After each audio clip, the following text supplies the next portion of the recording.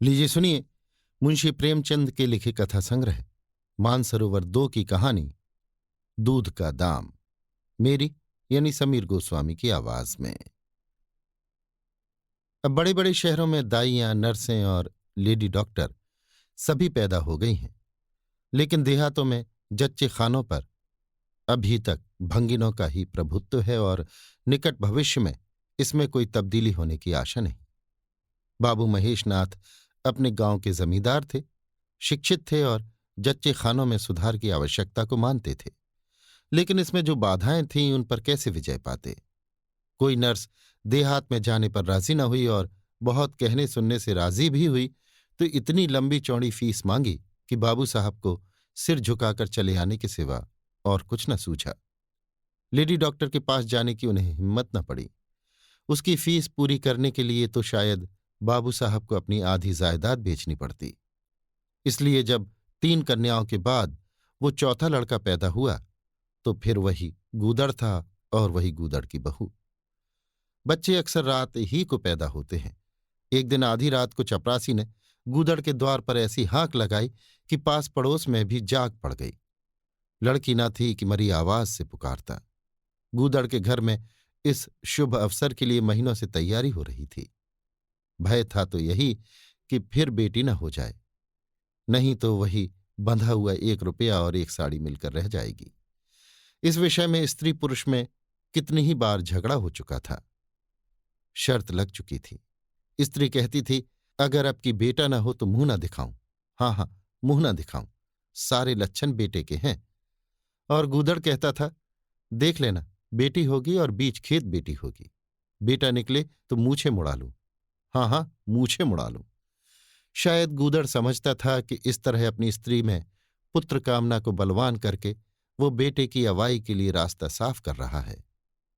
भूंगी बोली, अब मूछ मुड़ा ले दाढ़ीजार। कहती थी बेटा होगा, सुनता ही न था, अपनी ही रट लगाए जाता था। मैं आज तेरी मूछें मूड़ूंगी, खूंटी तक तो रखूंगी ही नहीं। गूदड़ ने कहा, अच्छा मूड़ लेना भली मानस, मूछें क्या फिर निकलेंगी ही नहीं? तीसरे दिन देख लेना, फिर ज्यों की त्यों है, मगर जो कुछ मिलेगा उसमें आधा रख लूंगा, कहे देता हूं। भूंगी ने अंगूठा दिखाया और अपने 3 महीने के बालक को गूदड़ के सुपुर्द कर सिपाही के साथ चल खड़ी हुई। गूदड़ ने पुकारा, अरे सुन तो, कहाँ भागी जाती है? मुझे भी बधाई बजाने जाना पड़ेगा, इसे कौन संभालेगा? भूंगी ने दूर ही से कहा, इसे वहीं धरती पर सुला देना, मैं आके दूध पिला जाऊंगी। महेशनाथ के यहां अब भूंगी की खूब खातिरदारियां होने लगीं। सवेरे हरीरा मिलता, दोपहर को पूरियां और हलवा, तीसरे पहर को फिर और रात को फिर, और गूदड़ को भी भरपूर परोसा मिलता था। भूंगी अपने बच्चे को दिन रात में 1-2 बार से ज्यादा ना पिला सकती थी। उसके लिए ऊपर के दूध का प्रबंध था। भूंगी का दूध बाबू साहब का भाग्यवान बालक पीता था और ये सिलसिला 12वें दिन भी बंद न हुआ। मालकिन मोटी ताजी देवी थी, पर अब की कुछ ऐसा संयोग कि उन्हें दूध हुआ ही नहीं। तीनों लड़कियों की बार इतने इफरात से दूध होता था कि लड़कियों को बदहजमी हो जाती थी। अब की एक बूंद नहीं। भूंगी दाई भी थी और दूध पिलाई भी। मालकिन कहती, भूंगी हमारे बच्चे को पाल दे, फिर जब तक तू जिए बैठी खाते रहना। 5 बीघे माफी दिलवा दूंगी, नाती पोते तक चैन करेंगे। और भूंगी का लाड़ला ऊपर का दूध हजम न कर सकने के कारण बार बार उल्टी करता और दिन दिन दुबला होता जाता था। भूंगी कहती, बहू जी मुंडन में चूड़े लूंगी, कह देती हूं। बहू जी उत्तर देती, हाँ चूड़े लेना भाई, धमकाती क्यों है? चांदी के लेगी या सोने के?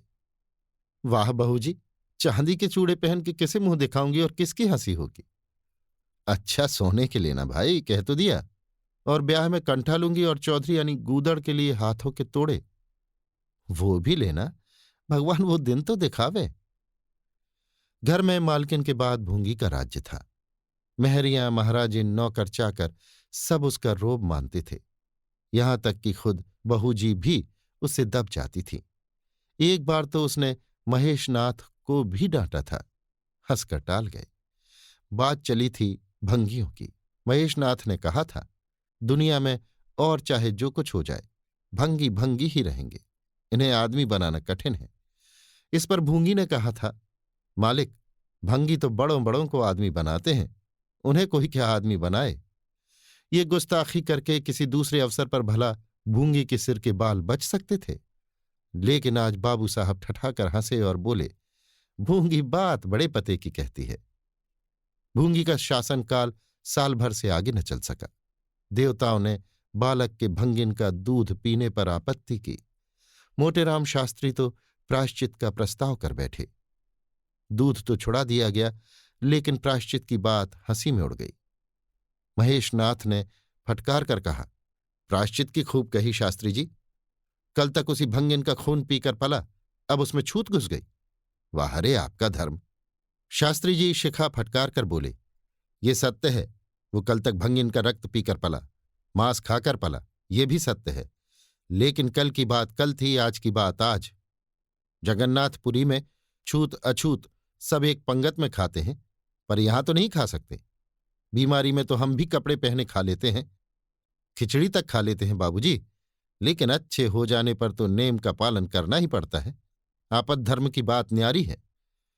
तो इसका यह अर्थ है कि धर्म बदलता रहता है, कभी कुछ कभी कुछ। और क्या, राजा का धर्म अलग, प्रजा का धर्म अलग, अमीर का धर्म अलग, गरीब का धर्म अलग। राजे महाराजे जो चाहे खाएं, जिसके साथ चाहे शादी ब्याह करें, उनके लिए कोई बंधन नहीं। समर्थ पुरुष हैं, बंधन तो मध्य वालों के लिए है। प्रायश्चित तो ना हुआ, लेकिन भूंगी को गद्दी से उतरना पड़ा। हां, दान दक्षिणा इतनी मिली कि वो अकेले ले न जा सकी, और सोने के चूड़े भी मिले, एक की जगह 2 नई सुंदर साड़ियां। मामूली नैनसुख की नहीं, जैसी लड़कियों की बार मिली थी। इसी साल प्लेग ने जोर बांधा और गूदड़ पहले ही चपेट में आ गया। भूंगी अकेली रह गई, पर गृहस्थी ज्यों की त्यों चलती रही।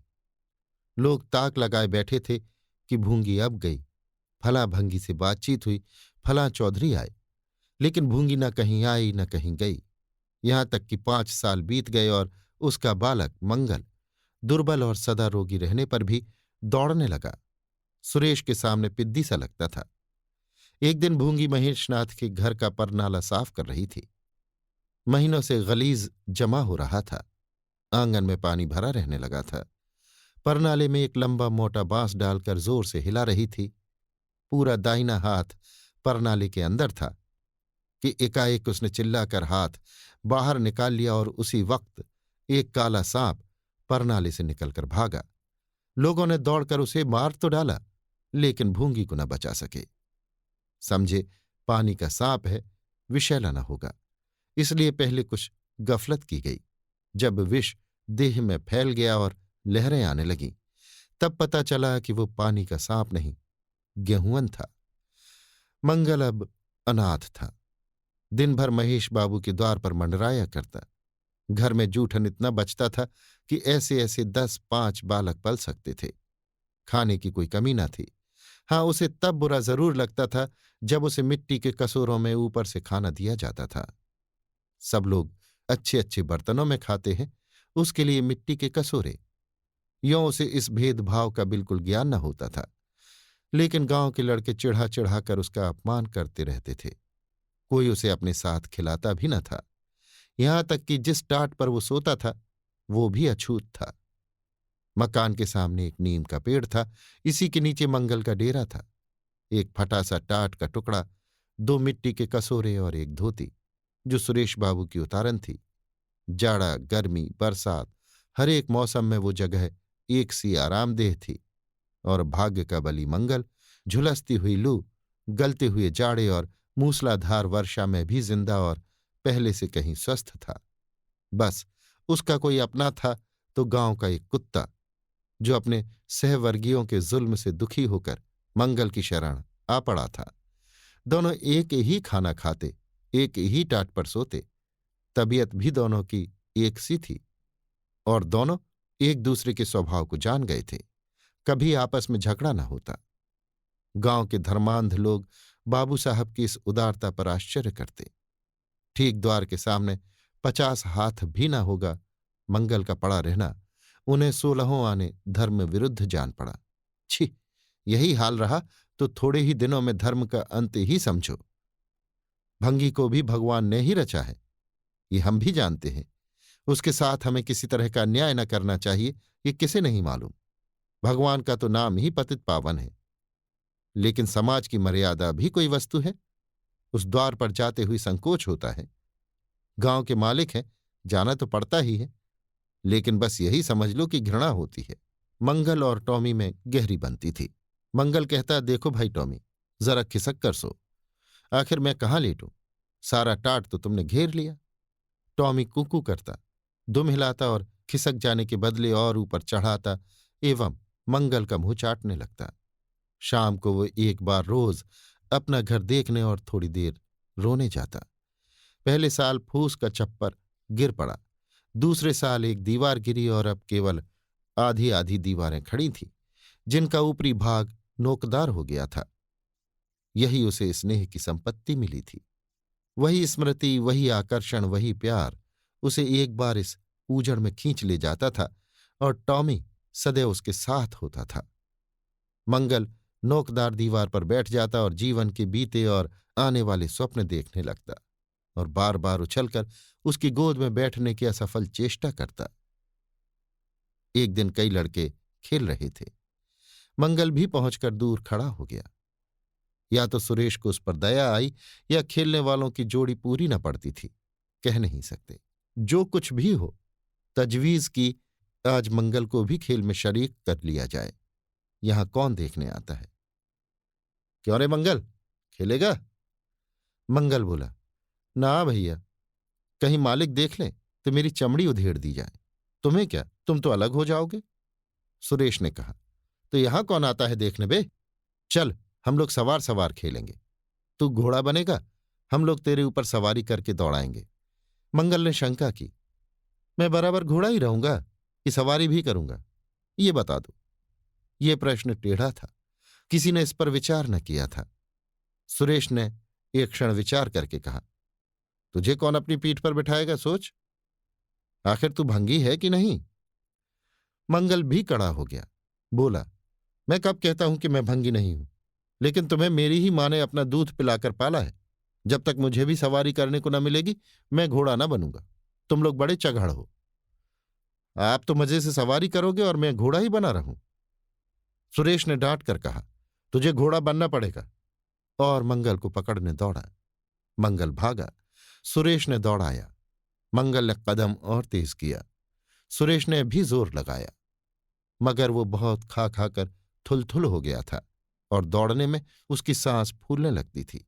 आखिर उसने रुककर कहा, आकर घोड़ा बनो मंगल, नहीं तो कभी पा जाऊंगा तो बुरी तरह पीटूंगा। तुम्हें भी घोड़ा बनना पड़ेगा। अच्छा, हम भी बन जाएंगे, तुम पीछे से निकल जाओगे।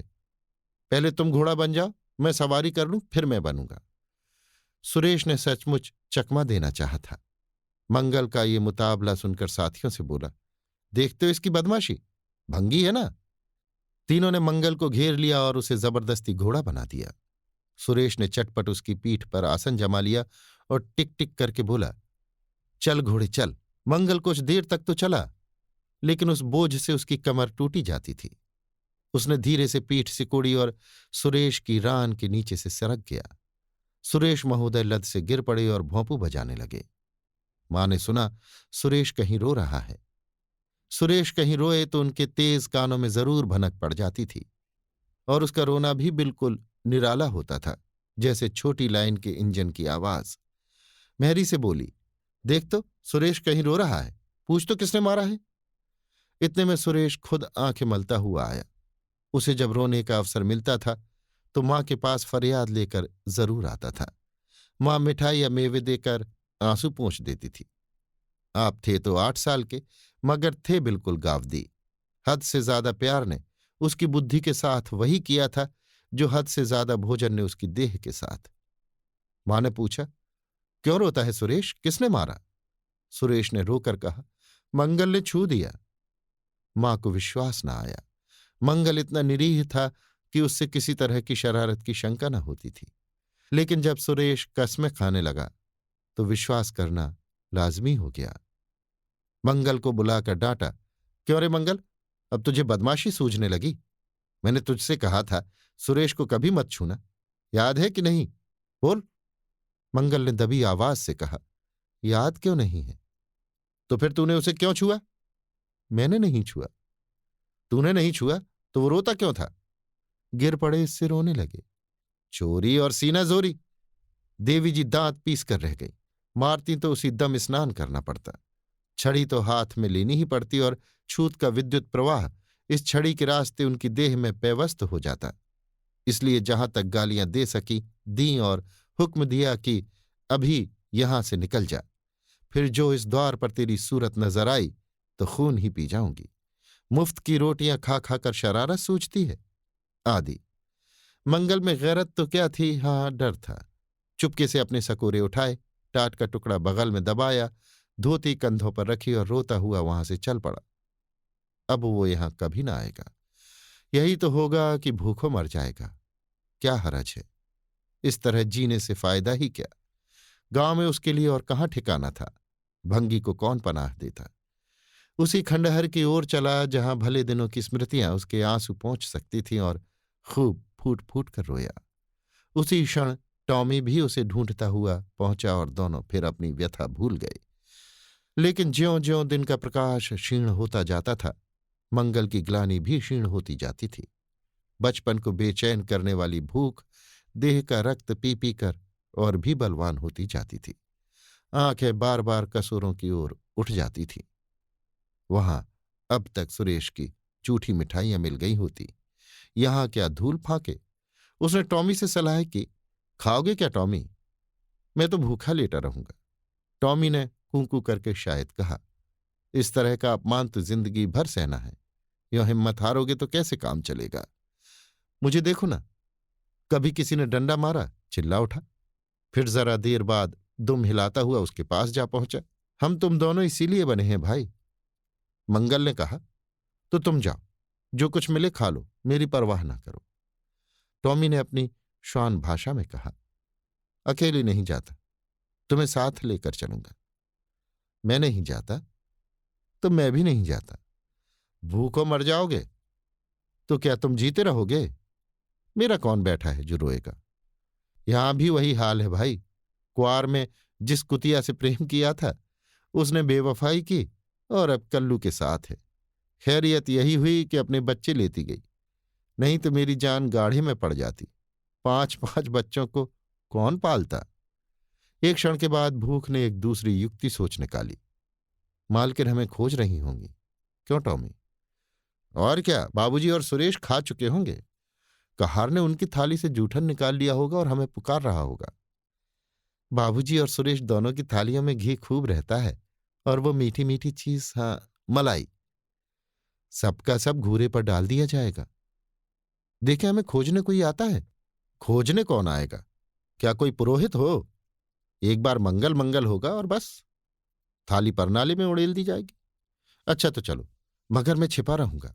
अगर किसी ने मेरा नाम लेकर न पुकारा तो मैं लौट आऊंगा, ये समझ लो। दोनों वहां से निकले और आकर महेशनाथ के द्वार पर अंधेरे में दब कर खड़े हो गए। मगर टॉमी को सब्र कहाँ। वो धीरे से अंदर घुस गया। देखा महेशनाथ और सुरेश थाली पर बैठ गए हैं। बरोठे में धीरे से बैठ गया, मगर डर रहा था कि कोई डंडा न मार दे। नौकर में बातचीत हो रही थी। एक ने कहा, आज मंगलवा नहीं दिखाई देता, मालकिन ने डांटा था, इससे भागा है शायद। दूसरे ने जवाब दिया, अच्छा हुआ निकाल दिया गया, सवेरे सवेरे भंगी का मुंह देखना पड़ता था। मंगल और अंधेरे में खिसक गया। आशा गहरे जल में डूब गई। महेशनाथ थाली से उठ गए। नौकर हाथ धुला रहा है, अब हुक्का पिएंगे और सोएंगे। सुरेश अपनी मां के पास बैठा कोई कहानी सुनता सुनता सो जाएगा। गरीब मंगल की किसे चिंता है? इतनी देर हो गई, किसी ने भूल से भी न पुकारा। कुछ देर तक वो निराश सा वहां खड़ा रहा। फिर एक लंबी सांस खींचकर जाना ही चाहता था कि कहार पत्तल में थाली का जूठन ले जाता नजर आया। मंगल अंधेरे से निकलकर प्रकाश में आ गया। अब मन को कैसे रोके? कहार ने कहा, अरे तू यहां था, हमने समझा कि कहीं चला गया। ले खा ले, मैं फेंकने ले जा रहा था। मंगल ने दीनता से कहा, मैं तो बड़ी देर से यहां खड़ा था। तो बोला क्यों नहीं? मारे डर के। अच्छा ले खा ले। उसने पत्तल को ऊपर उठाकर मंगल के फैले हुए हाथों में डाल दिया। मंगल ने उसकी ओर ऐसी आंखों से देखा जिसमें दीन कृतज्ञता भरी हुई थी। टॉमी भी अंदर से निकल आया था। दोनों वहीं नीम के नीचे पत्तल में खाने लगे। मंगल ने एक हाथ से टॉमी का सिर सहलाकर कहा, देखा, पेट की आग ऐसी होती है। ये लात की मारी हुई रोटियां भी न मिलती तो क्या करते। टॉमी ने दुम हिला दी। सुरेश को अम्मा ने पाला था। टॉमी ने फिर दुम हिलाई। लोग कहते हैं दूध का दाम कोई नहीं चुका सकता, और मुझे दूध का ये दाम मिल रहा है। टॉमी ने फिर दुम हिलाई। अभी आप सुन रहे थे मुंशी प्रेमचंद के लिखे कथा संग्रह मानसरोवर 2 की कहानी दूध का दाम, मेरी यानी समीर गोस्वामी की आवाज में।